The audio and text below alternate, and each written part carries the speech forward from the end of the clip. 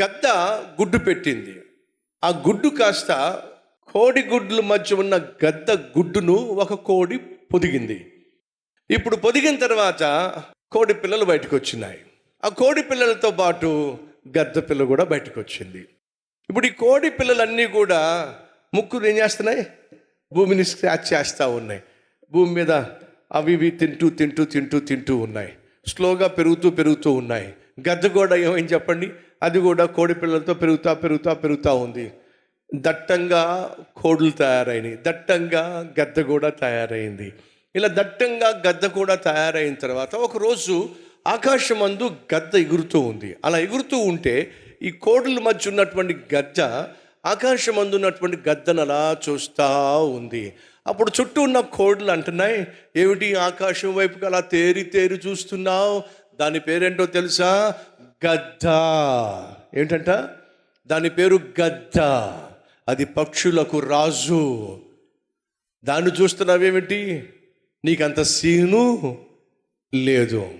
నువ్వు నేను మనం ఈ భూమి మీదే నేలబారు జీవితం జీవించాల్సిందే. అది పక్షులకు రాజు కాబట్టి ఆకాశంలో ఉన్నతమైన స్థానంలో ఎగురుతూ ఉంది. మనమేమో భూమికి సంబంధించినటువంటి పక్షులం కాబట్టి ఈ భూమి మీదే సంచరిస్తూ ఉంటాం. నేల మీద కనిపించే వాటిని ఏరుకుని తింటూ ఉంటాం. అనవసరంగా అత్యధికమైన ఆశలు పెట్టుకుని పైకి చూడమాకు రా అని చెప్పి మళ్ళీ భూమిని స్క్రాచ్ చేస్తూ ఉన్నాయి. ఒక నిమిషం, వాస్తవంగా ఈ గద్ద ఎక్కడ ఉండాలో చెప్పండి? ఆకాశంలో ఉండాలి. ఏం చేయాలో చెప్పండి? మేఘాలతో పోరాడుతూ, మేఘాలతో ఆటలాడుతూ ఆకాశంలో తిరగాల్సిన గద్ద ఇప్పుడు ఎందుకు ఆకాశంలో తిరగట్లేదు చెప్పండి? అది ఏర్పరచుకున్న సర్కిల్ అలాంటిది, తన చుట్టూ ఉన్న సర్కిల్ అలాంటిది. కోడి పిల్లలతో తిరగడం మొదలుపెట్టి గద్ద కూడా ఏమైంది? కోడి పిల్ల అయింది. ఉన్నత స్థితికి వెళ్ళవలసిన ఎగరాల్సినటువంటి గద్ద ఏమైంది? నేలబారు జీవితం జీవిస్తుంది. సహోదరులు సహోదరులు, దేవునికి నీ పట్ల ఉన్నతమైన ఆలోచనలు ఉన్నాయి.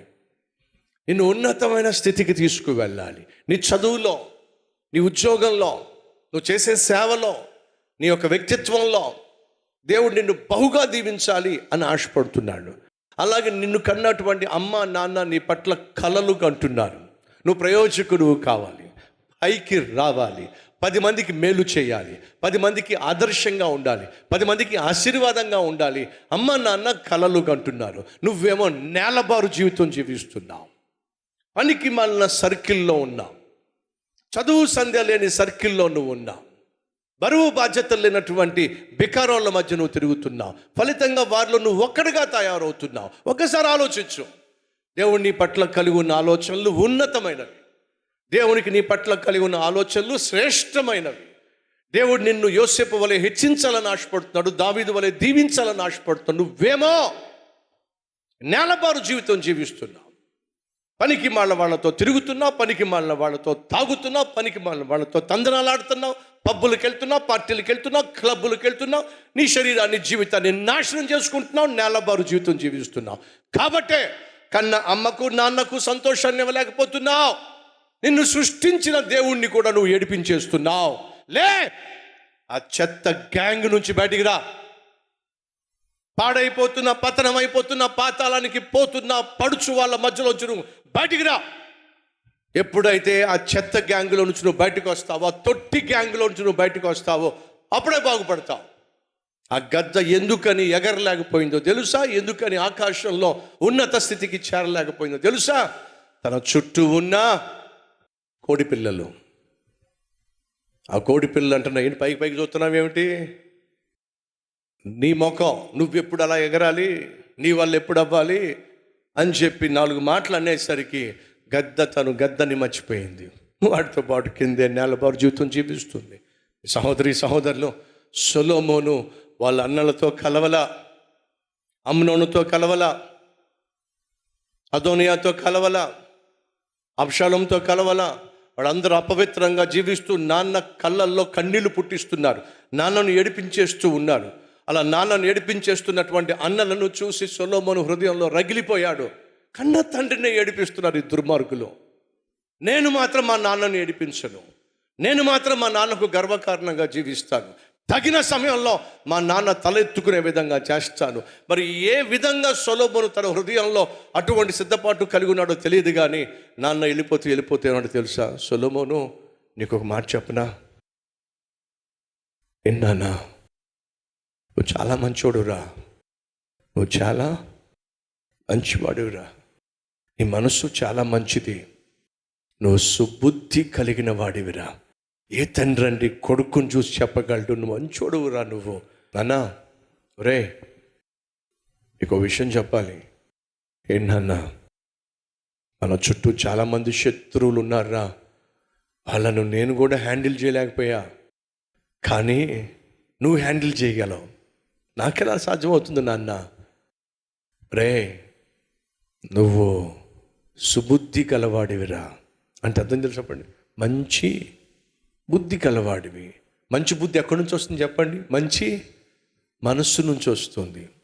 తమ్ముళ్ళు చెల్లెళ్ళు ఎప్పుడైనా నాన్న కూర్చోబెట్టి, ఒరే నువ్వు చాలా మంచోడురా, అమ్మ నువ్వు చాలా మంచిదానివే, అమ్మ చెప్పగలిగిందా? నాన్న చెప్పగలిగాడా? ఒక్కసారి ఆలోచించండి. తమ్ముళ్ళు చెల్లెళ్ళు నిన్ను చూసి నాన్న అమ్మాయి అడవడానికి వీల్లేదు.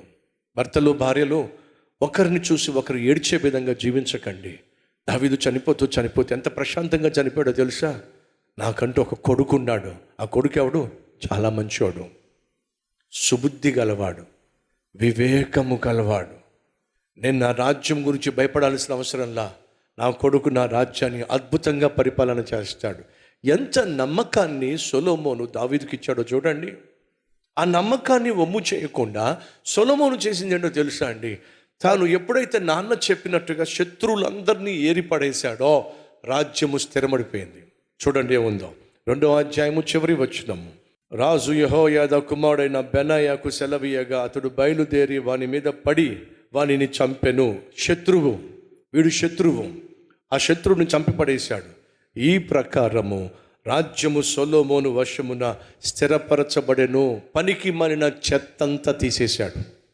సహోదరులు, మీకు మనశ్శాంతిని పాడు చేసే, ఆరోగ్యాన్ని పాడు చేసే, ఆర్థిక వ్యవస్థను పాడు చేసే, కుటుంబంలో మనశ్శాంతిని సమాధానాన్ని పాడు చేసే, పరిశుద్ధతను పాడు చేసే, సేవను పాడు చేసే, సాక్ష్యాన్ని పాడు చేసే మనుషులు ఉంటారో ఆ చెత్తంతటిని వేరు చేసేసే. వాళ్ళకు వేరుగా ఉండో. నిన్ను నీవు ప్రత్యేకించుకో. నిన్ను, నీ ఆత్మీయతను, నిన్ను, నీకున్న కుటుంబ వ్యవస్థను, నిన్ను, నీకున్న ఉద్యోగాన్ని, సేవను, పరిశుద్ధతను, సాక్ష్యాన్ని పాడు చేసే మనుషులు ఉంటారు, పాడు చేసే అలవాటులు ఉంటాయి. వేరు చేసేసే.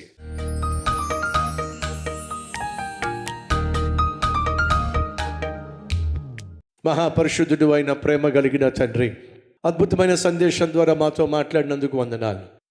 విన్న సందేశం ఏ ఒక్కరు మర్చిపోవడానికి వీల్లేదు. అయ్యా, శత్రువైన సైతాను ఎక్కడెక్కడ ఆపదలు పొంచి ఉంచాడో వాటన్నిటినీ నాశనం చేయ్యా. దుష్టుల యొక్క నాయన పన్నాగములను పటాపంచలు చేయి నాయన. సంఘ సభ్యులందరికీ, వారి కుటుంబాలకు, బిడ్డలకు క్షేమాన్నివ్వండి. మా ప్రార్థనలన్నిటికీ జవాబునివ్వండి. మా సంఘమును విస్తరింపచేయండి.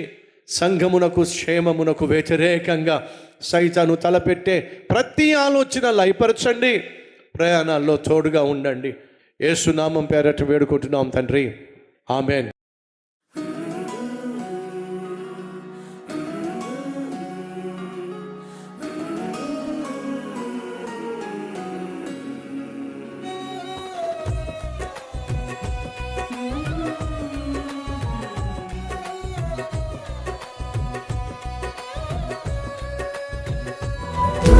సందేశం మీకు ఆశీర్వాదకరంగా ఉంటే లైక్ చేయండి, అలాగే సబ్స్క్రైబ్ చేయండి.